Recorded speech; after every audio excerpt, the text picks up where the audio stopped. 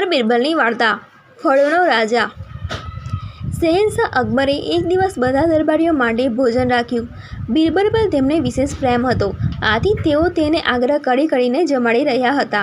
બિરબલ ખાઈને હેરાન થઈ ગયો, આથી તેણે શહેનશાહ જોડે માફી માંગી અને કહ્યું કે મારા પેટમાં જગ્યા ન હોવાથી હવે હું નહીં ખાઈ શકું, તમારી આજ્ઞા માની નહીં શકું। એટલામાં જ એક સેવક કેરી કાપીને લાવ્યો। બિરબલનું મન કેરી જોઈને લલચાયું।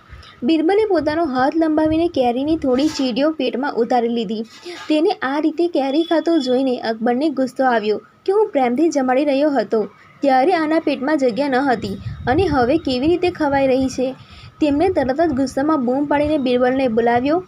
બિરબલ સમજી ગયો એમના ક્રોધનું કારણ। તે અકબરની સામે જઈને ઊભો રહ્યો અને હાથ જોડીને બોલ્યો, જ્યારે રસ્તા પર ખૂબ ભીડ હોય છે અને ચાલવા માટે એક પગ મૂકવા જેટલી પણ જગ્યા નથી હોતી, ત્યારે જો તમારી સવારી નીકળે તો તેવી પરિસ્થિતિમાં પણ બધાએ પોતાને મેળે જગ્યા બનાવીને રસ્તો તેમને આપવો પડે છે। તેવી જ રીતે કેરી પણ બધા ફળો પર રાજ કરે છે, તે પણ તમારી જેમ જ ફળોનો રાજા છે, તેથી તેને જોઈને પેટમાં જગ્યા બની જ જાય છે। તેનો જવાબ સાંભળી અકબર ખુશ થઈ ગયા। તેમણે મીઠી કેરીની એક ટોપલી મંગાવી અને એક કિંમતી ભેટ સાથે તે ટોપલી બિરબલને આપી।